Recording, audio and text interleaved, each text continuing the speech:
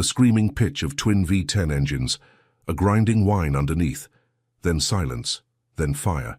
July 7th, 1943. The steppe north of Kursk. Ferdinand tank destroyer number 111 sits motionless on a slope it will never crest. Inside, 5 men scramble through smoke-filled compartments, their boots slipping on oil-slicked steel. The driver's isolated forward cabin fills with acrid fumes. Through the intercom, fragmented shouts. The gunner in the rear casemate can't reach him.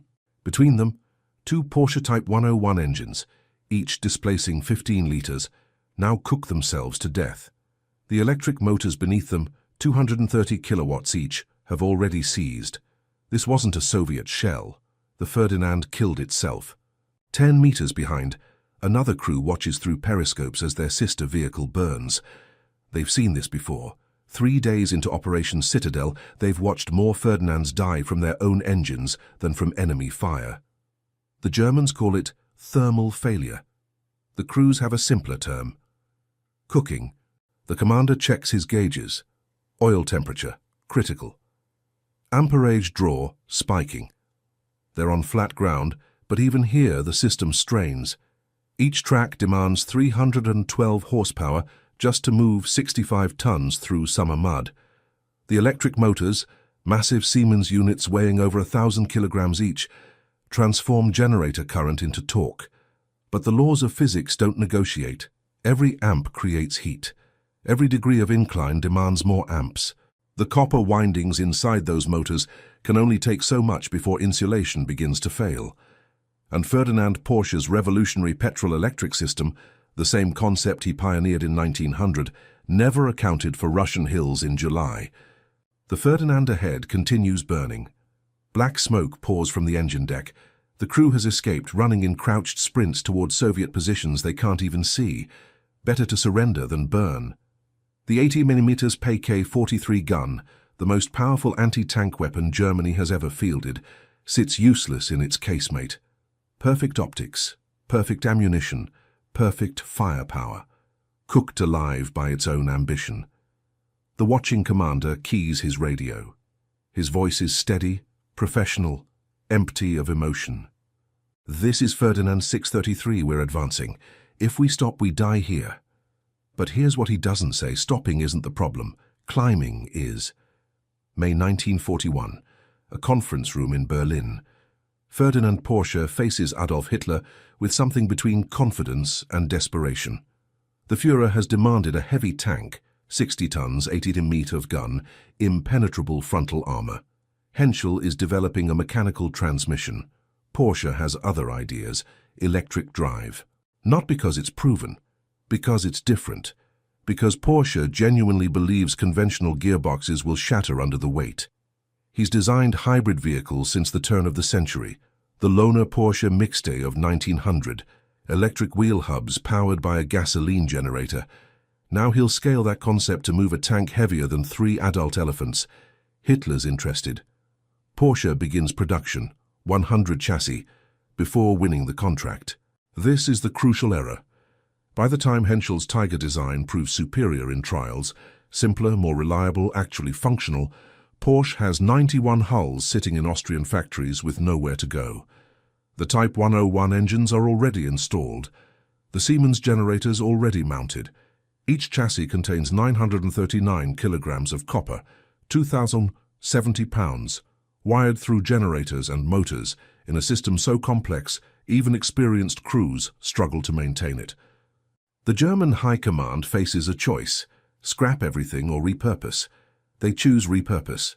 Install an 88mm PK-43, add 200mm frontal armor, remove the turret entirely, create a casemate housing the gun and 4 crew members. The driver and radio operator remain isolated in front, separated from the fighting compartment by the engine block. Communication happens only through crackling intercom systems when those systems work. Call it Ferdinand. Send it to war. The math is unforgiving from the start. Each Porsche Type 101 V10 engine produces 310 horsepower. Combined output, 620 horsepower. Not bad for a 45-ton vehicle, catastrophic for 65 tons. The generators create electricity. The electric motors create motion, but every conversion bleeds efficiency. Every connection point introduces resistance. The whole system operates at perhaps 70% efficiency when new. When stressed, it operates until it doesn't. May 1943, Nibelungenwerke factory in Austria completes 91 conversions in just 3 months. Rushed production, minimal testing. The crews receive hasty training on systems they barely understand. How do you diagnose an electrical short in combat? How do you prevent overheating when the vehicle weighs 50% more than designed? You don't. July 1943 approaches. Operation Citadel, Germany's last major offensive on the Eastern Front, demands every available armored unit. The Ferdinands deploy to Kursk in 2 battalions, heavy tank destroyer battalions 653 and 654. 89 vehicles. The Germans expect invincibility. Soviet intelligence expects targets. What nobody expects is that the primary enemy won't be T-34s or anti-tank guns. It'll be Ukrainian hills in summer heat. The Siemens engineering team knew they were improvising. Spring 1942. Stuttgart. The problem sits in cross-section drawings spread across conference tables. How do you convert 620 horsepower of reciprocating engine power into rotating track power without a transmission? The answer involves physics that should work. Should. 2 Siemens Schuckert generators, model AGV 275-24, each rated for 500 kilovolt amperes. These aren't small machines. They weigh hundreds of kilograms, sit directly coupled to the Porsche engines, spin at engine RPM. As the V10s turn, the generators produce 3-phase alternating current. Variable frequency, variable voltage. That current flows through massive cables to the rear of the hull. There, 2 more Siemens machines wait. Model D1495A electric motors, each rated for 230 kilowatts continuous output, about 312 horsepower. These motors connect directly to the drive sprockets through reduction gears. No clutch, no shifting, just smooth, continuously variable power. In theory, it's elegant. Electric motors produce maximum torque from 0 RPM, perfect for a tank. They can absorb incredible overload for brief periods, perfect for obstacle climbing. The system allows the engines to run at optimal RPM, regardless of vehicle speed. Perfect engineering in a laboratory. The first tests happen at Porsche's proving grounds, light loads, flat terrain. The prototype moves smoothly. Acceleration is progressive. The drivers report excellent control, better than mechanical transmissions actually. Steering works through varying power to each track independently. Simple, responsive. Then they add weight. The test vehicle gains mass incrementally. 50 tons, 55 tons, 60 tons. At each stage, engineers measure current draw, heat generation, power consumption. The numbers grow exponentially. A motor drawing 200 amps at 50 tons draws 350 amps at 65 tons. That's 40,000 watts, 40 kilowatts, converted to heat inside copper windings and steel cores. Cooling becomes critical. The Porsche Type 101 engines are air-cooled. Large fans mounted on each engine pull air through the compartments, theoretically cooling everything. But the space is cramped. The electric motors sit beneath the generators, beneath the engines, in the lowest part of the hull. Hot air rises. The cooling flow is backwards. Engineers add ventilation grills, enlarge air passages, redesign ducting. It's not enough. Laboratory testing can't replicate combat conditions, can't simulate mud-reducing cooling airflow, can't recreate the sustained high-load demands of pushing 65 tons up a Ukrainian hillside while the crew compartment behind you amplifies every vibration, every heat signature. The insulation on the copper windings, varnish and cloth, begins degrading at 155 degrees Celsius. The motors regularly exceed 180 degrees. Karl Rabe, Porsche's chief engineer, identifies another issue during prototype testing. The Type 101 engines themselves overheat. The oil, used as coolant, develops bubbles, frothing. This reduces heat transfer, causes the distribution shaft to overheat, kills engines after 50 hours of operation. They redesign Type 101-2 engines, better cooling fans, larger oil passages. These improved engines never make it into Ferdinand production. There's no time. Operation Citadel is scheduled for early July 1943. The Ferdinands must be ready, so they ship with original Type 101 engines, known overheating issues, and electrical systems designed for lighter vehicles. The crews get instruction manuals thicker than field regulations. Nobody reads them. Nobody has time to read them. Dawn, July 5, 1943. The Ferdinands move forward, slowly. The crews of Heavy Tank Destroyer Battalion 654 advance through pre-dawn darkness toward the Soviet defenses at Poniri. Their Ferdinands crawl at 10 kilometers per hour, slower than a man can run. The roar of twin V10 engines drowns out everything except the high-pitched whine from beneath the hull. That's the electric motors. That's the sound of 460 kilowatts fighting inertia.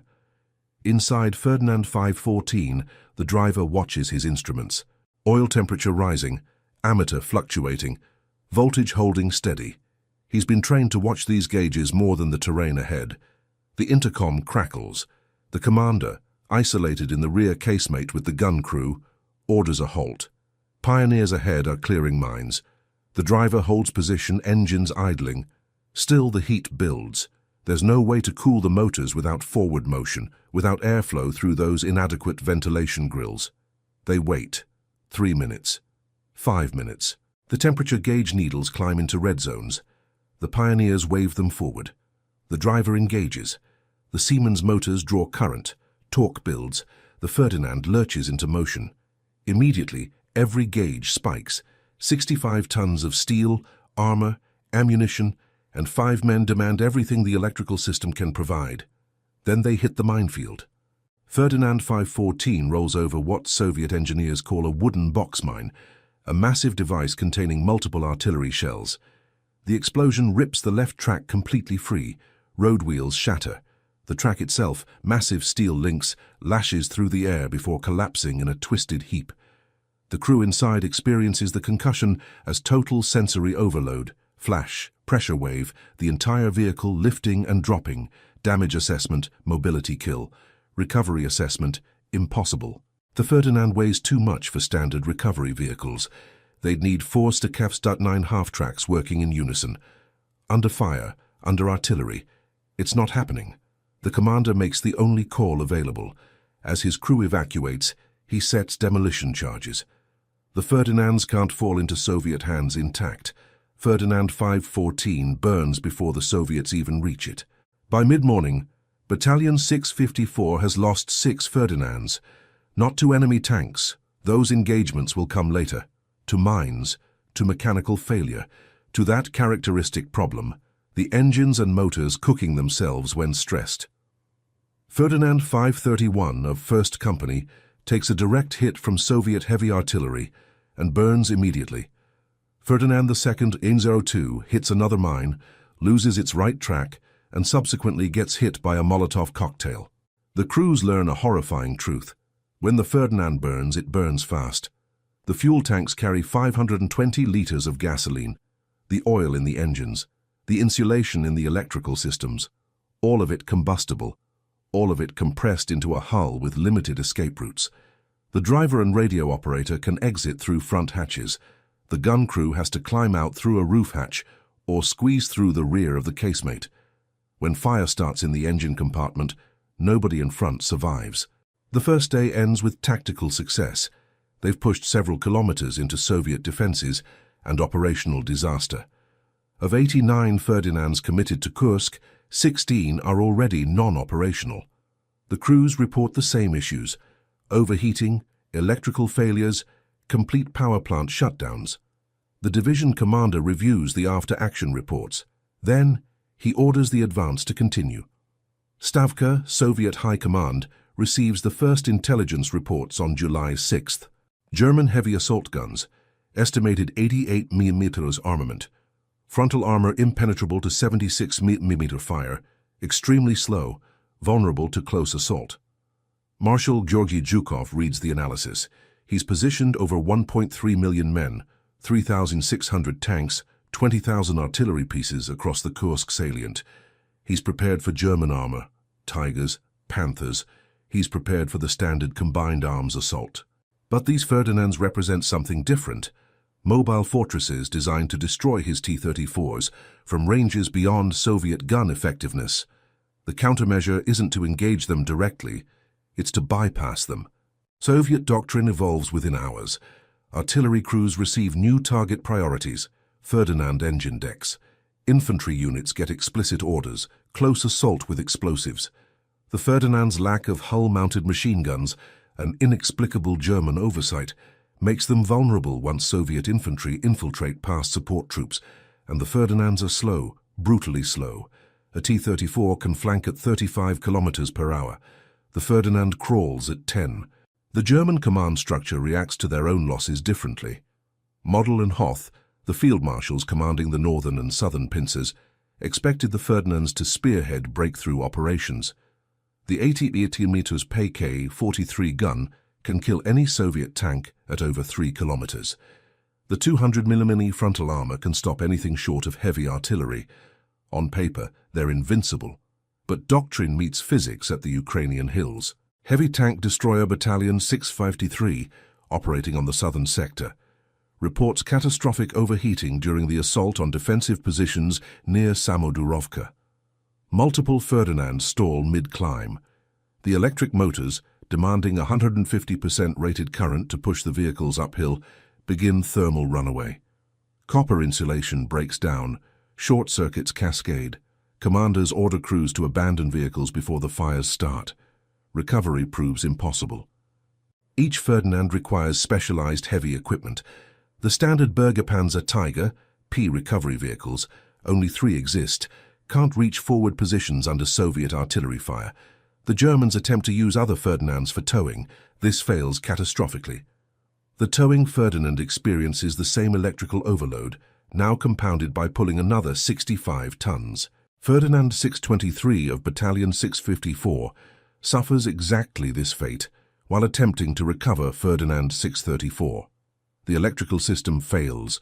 A Soviet shell penetrates the open driver's hatch. Both vehicles become wrecks. Production cannot replace losses. 91 Ferdinands. That's the entire inventory. Every loss is permanent. By contrast, Soviet factories beyond the Urals churn out T-34s at rates approaching 1,200 per month.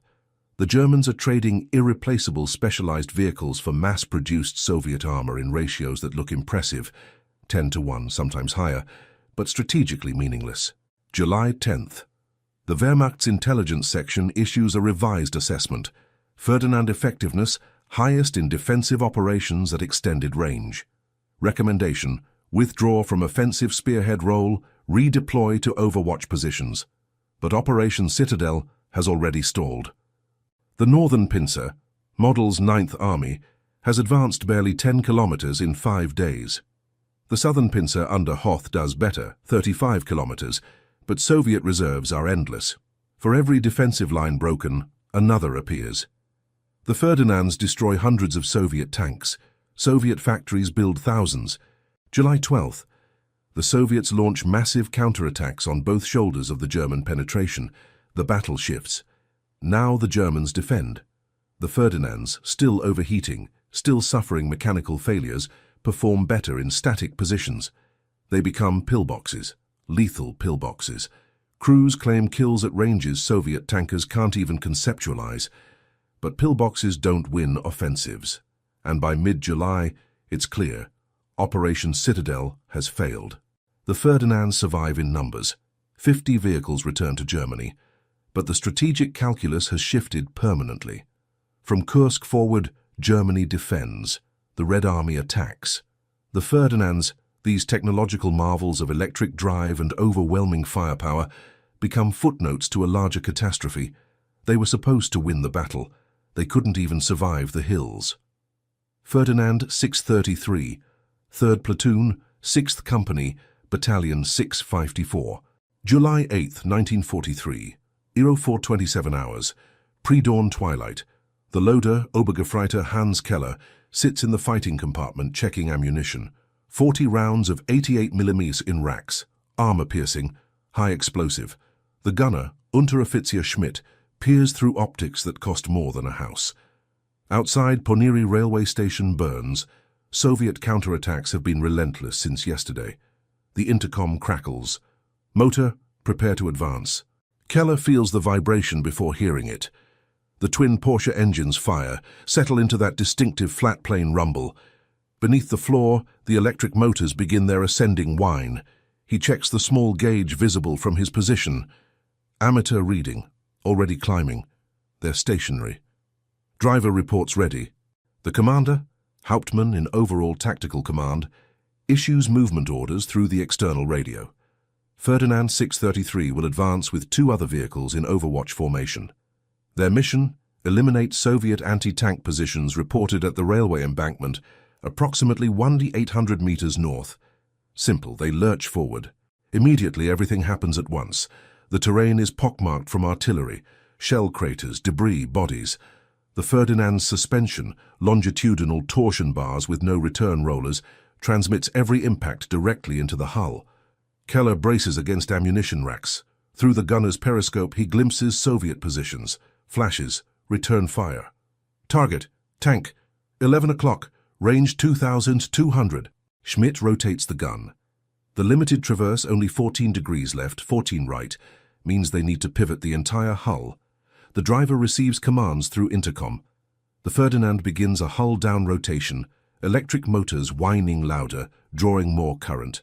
The gauges spike. Oil temperature, 185 Celsius. Amateur, 320 amps per motor.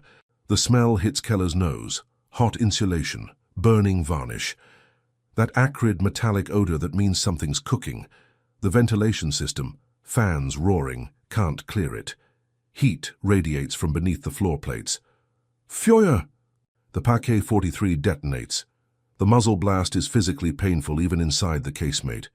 Keller's vision blurs. His ears ring despite hearing protection. Through the gunner's sight, they watch the tracer. Flat trajectory, laser straight, impact.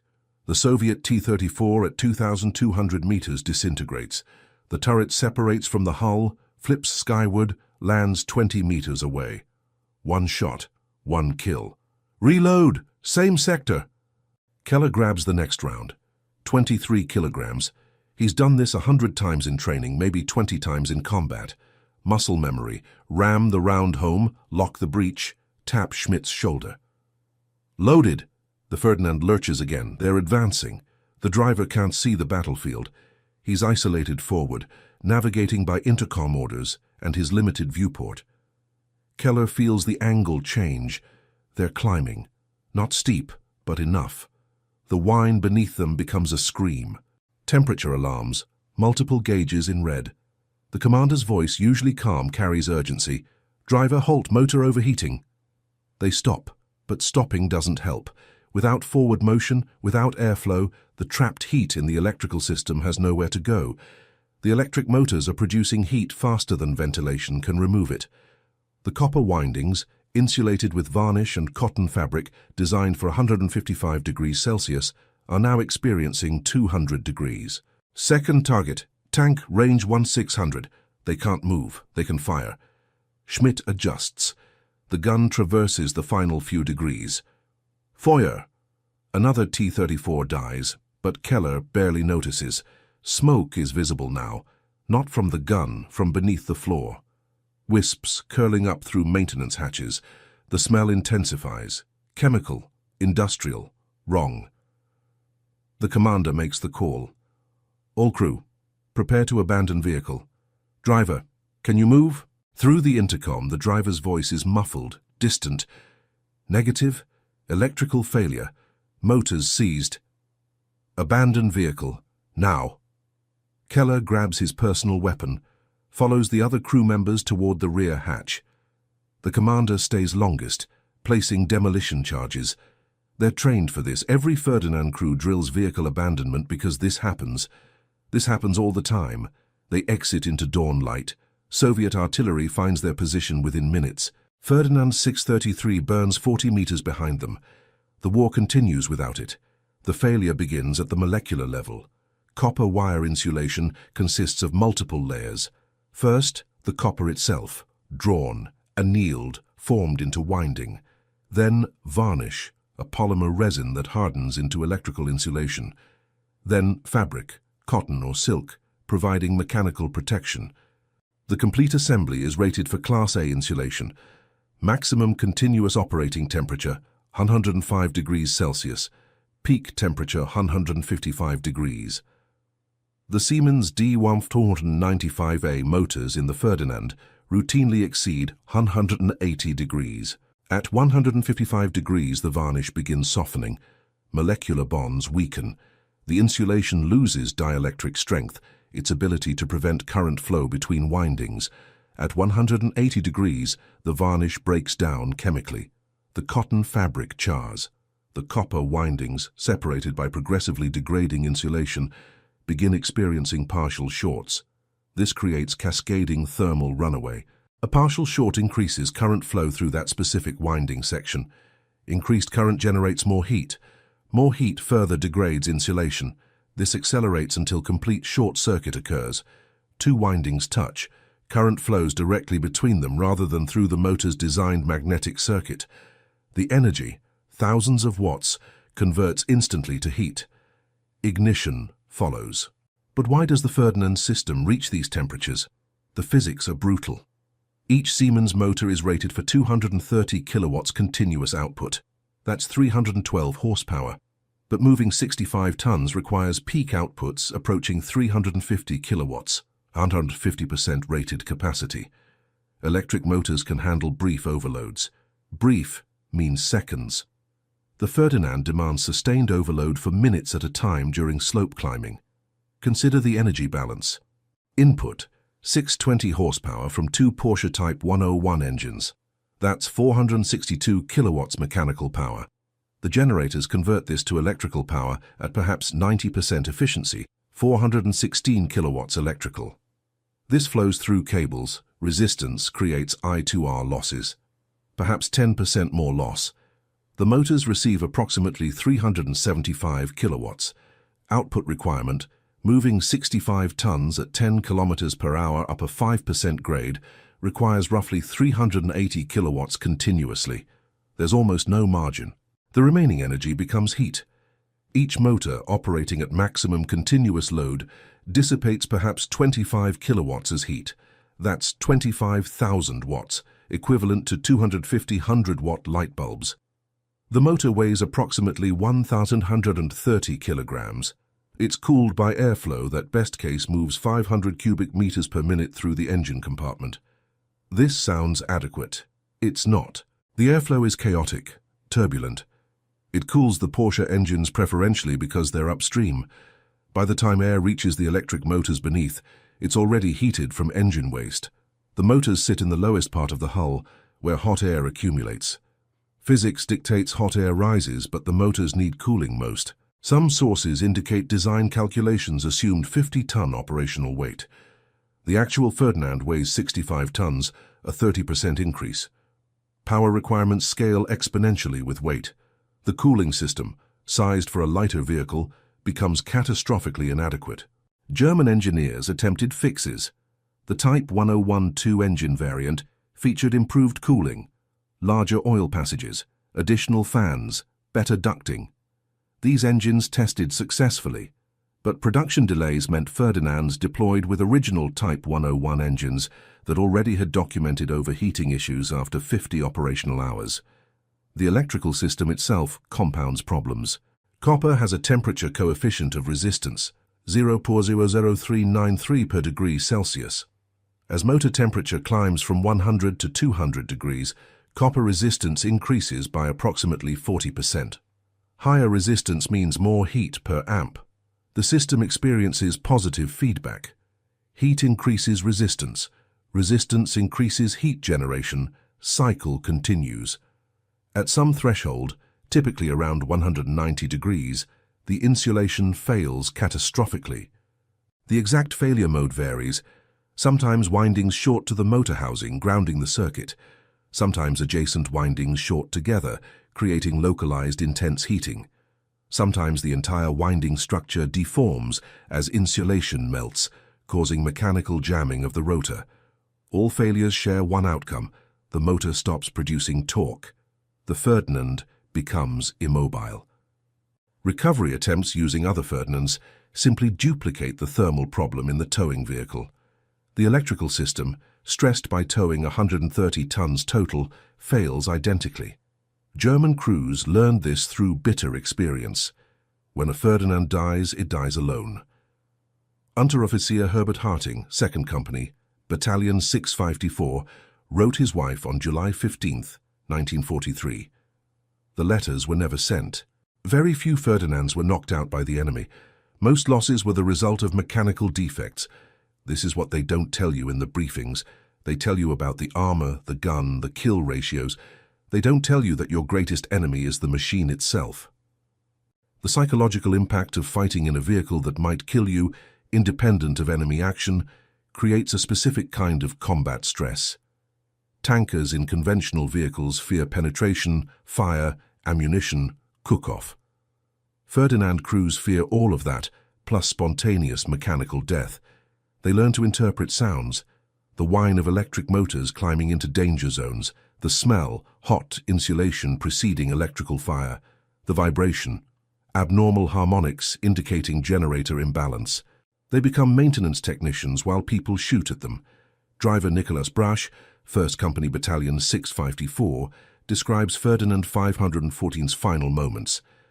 The vehicle drove over 2 large wooden Soviet box mines, severe track and wheel damage, cracks appeared in the hull. Then fire in the engine compartment.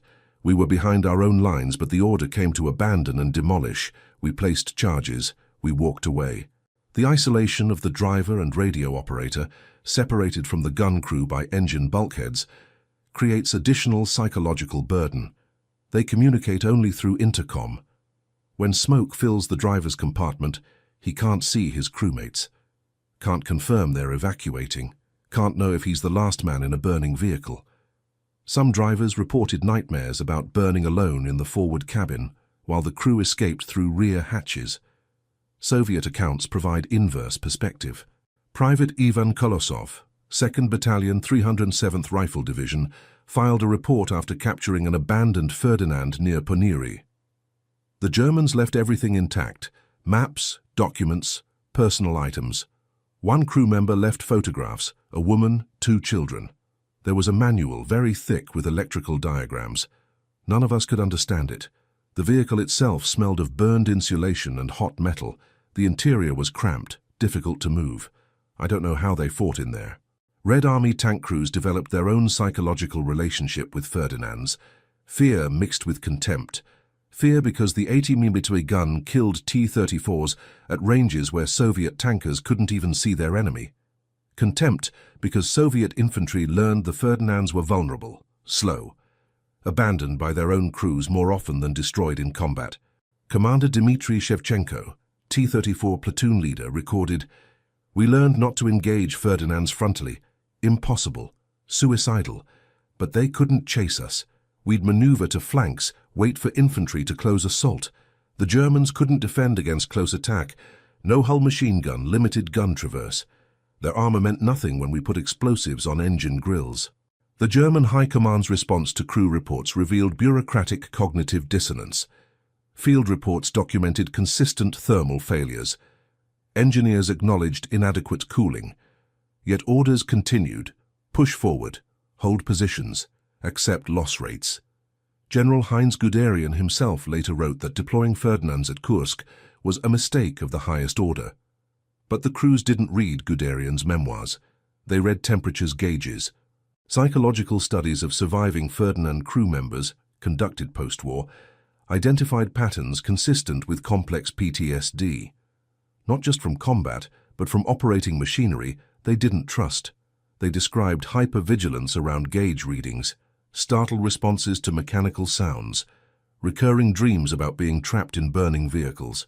One crew member interviewed anonymously in 1947 stated, "People think tankers fear enemy shells. We feared our own engines more. You can maneuver against shells. You can't maneuver against physics."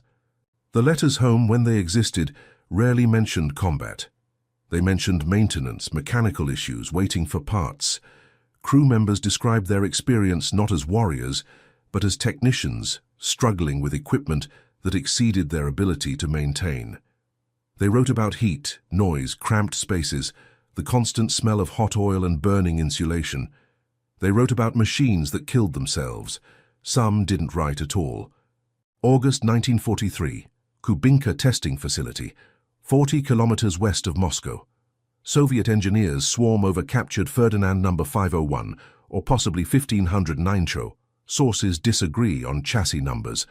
The vehicle sits in a covered facility, intact except for thrown tracks and obvious battle damage to the hull rear. It never burned. It simply stopped, was abandoned, and fell into Soviet hands during Germany's retreat from Kursk. Senior engineer Anatoly Kravchenko leads the technical assessment. His first observation? Weight.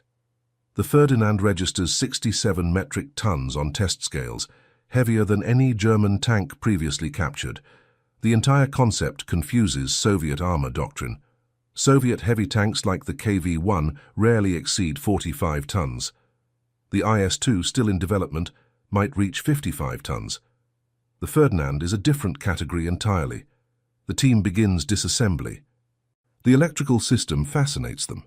Soviet diesel-electric submarines use similar principles, generators feeding motors, but applying this to land vehicles represents theoretical rather than practical engineering. The Siemens components, upon inspection, show obvious thermal damage. Copper windings darkened from excessive heat. Insulation charred, cracked, separated from conductor. Kravchenko's team photographs everything, measures dimensions, tests materials. Their report, classified secret, reaches Stavka within 2 weeks. The enemy's electric drive system shows advanced engineering, but fatal practical limitations. Cooling insufficient for sustained high-load operation. Copper insulation rated for temperatures exceeded during normal combat operations. Recommendation: do not replicate design. Conventional mechanical transmission superior for reliability. But knowing the Ferdinand's weaknesses and exploiting them are different challenges. Soviet anti-tank doctrine evolves through practical experience at Kursk. The Red Army's standard 76.2 mm gun, mounted on T-34s and towed ZIS-3 units, cannot penetrate Ferdinand's frontal armor at any practical range. Flanking remains difficult. Ferdinands typically operate in overwatch positions with infantry screens. Direct assault proves suicidal. The effective countermeasure is indirect. Artillery. The Su-152 self-propelled gun, mounting a 152 mm howitzer, doesn't need to penetrate. The high-explosive shell's concussive force simply breaks the Ferdinand. At 800 meters, an Su-152 can destroy a Ferdinand through spalling, armor fragments breaking off inside the crew compartment. The external armor survives, the crew doesn't. Infantry tactics adjust rapidly. Soviet riflemen learn to target engine deck grills with concentrated fire, not to penetrate, that's impossible with rifle caliber, but to force the crew to button up, restricting ventilation. A buttoned-up Ferdinand overheats faster. Then close assault teams deploy Molotov cocktails or satchel charges through engine grills or track assemblies. German doctrine attempts counter-adaptation. September 1943. All surviving Ferdinands, 50 vehicles, returned to Nibelungenwerke factory in Austria for modifications. Engineers install a hull-mounted MG-34, belatedly addressing the close defense vulnerability. They add a commander's cupola from the Stuga 3 for improved visibility. They apply Zimmerit anti-magnetic mine paste to all surfaces. They widen tracks slightly and add additional armor. The weight increases from 65 to 70 tons. The engine and electrical system remain unchanged. This creates predictable results when the modified vehicles, now designated Elephant, deploy to Italy in early 1944. The Italian countryside, mountainous and road-limited, proves even less suitable than Ukrainian steppe. Hills steeper, roads narrower, bridges rated for lighter vehicles. Multiple Elephants become immobilized simply from mechanical breakdown on mountain roads. American intelligence officers examine captured Elephant 102 at Anzio in May 1944. Their technical report reaches Aberdeen Proving Grounds within weeks. U.S. Army engineers find the same conclusions Soviet engineers reached: brilliant design, impractical implementation. The report's summary is blunt. Vehicle suffers from over-engineering.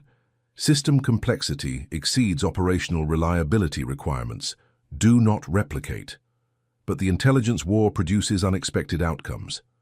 Ferdinand Porsche's electric drive concept, flawed in 1943 implementation, contains seeds of future development. The fundamental idea, engines as generators, electric motors for propulsion, re-emerges in modern hybrid vehicles. The difference is materials. Modern motor insulation withstands higher temperatures. Modern power electronics control current precisely. Modern cooling systems use sophisticated thermal management. The Ferdinand failed because 1943 technology couldn't execute 1943 ambition. Post-war analysis reveals an ironic contradiction. The Ferdinand's worst features and best features stem from the same source. Electric drive provides smooth power delivery, excellent low-speed torque, simplified vehicle operation. Electric drive also creates thermal problems, requires extensive copper, introduces multiple failure points. The Soviets never built electric drive tanks. Neither did the Americans. Neither did post-war Germany. Conventional mechanical transmissions, for all their weight and complexity, proved more reliable than Porsche's vision. But that vision wasn't wrong. Just early. By decades. April 1945. Zossen, Germany, 20 kilometers south of Berlin. The last elephants die here. Not from thermal failure this time, from overwhelming Soviet artillery, airstrikes, and sheer numerical impossibility. The crews still watch their gauges, old habits, but the readings no longer matter. The war is ending. The elephants, these massive electric drive survivors of Kursk, Italy, Poland, become final defensive pillboxes in the Reich's death throes. One vehicle, tactical number unknown, sits hull down in a destroyed factory. Its 88 mm gun still functions. Its crew, veterans who've operated Ferdinand's elephants for 2 years, can diagnose electrical faults by sound alone. They kill approaching T-34s methodically, professionally, without illusion of survival. When ammunition expires, they destroy the vehicle per protocol and surrender. The Red Army photographs everything, documents everything. Of 91 Ferdinands built, perhaps 57 fates are documented. The others vanish into the chaos of retreat, documented only as destroyed or abandoned, or simply missing from records. 2 survive physically, one in Moscow's Kubinka Tank Museum, captured at Kursk in 1943, one at Fort Gregg Adams, Virginia, captured at Anzio in 1944. But the legacy survives differently. Ferdinand Porsche's mistake at Kursk becomes engineering school's cautionary tale. Advanced technology must match operational reality. You can't design for theoretical conditions. You must design for actual conditions: mud, heat, sustained overload, maintenance under fire, crews with limited training. The Ferdinand represented triumph of ambition over pragmatism. It worked beautifully in concept. It failed catastrophically in Ukraine. Yet modern hybrid vehicles prove Porsche's vision wasn't fundamentally flawed. Gasoline engines driving generators, feeding electric motors for propulsion. That's a 2025 Toyota Prius. That's a modern diesel-electric submarine. That's freight locomotives since the 1950s. The concept works when materials science and power electronics mature sufficiently. In 1943, they hadn't. Copper insulation couldn't handle the temperatures. Power control relied on crude switching. Cooling systems couldn't manage heat density. The Ferdinand was too advanced for its own technology. Engineering analysis reveals a harsh truth. If Ferdinand Porsche had access to 1980s materials science, modern motor insulation rated for 200+ degrees Celsius, sophisticated thermal management, precise electronic control, the Ferdinand might have succeeded. The fundamental design wasn't wrong. The execution, constrained by 1943 materials and manufacturing, guaranteed failure. The human cost remains difficult to quantify. German records are incomplete. Crew losses from thermal fires versus combat action aren't clearly differentiated. But survivor accounts suggest a grim statistic. More Ferdinand crew members died from their vehicle burning than from enemy fire penetrating it. The 200mm frontal armor kept them safe from Soviet guns. Their own engines killed them. This creates an uncomfortable historical irony. The Ferdinand elephant, achieved impressive kill ratios. Sources suggest 10-1 or better, while simultaneously being one of WW2's worst tactical failures. Individual vehicle effectiveness was extraordinary.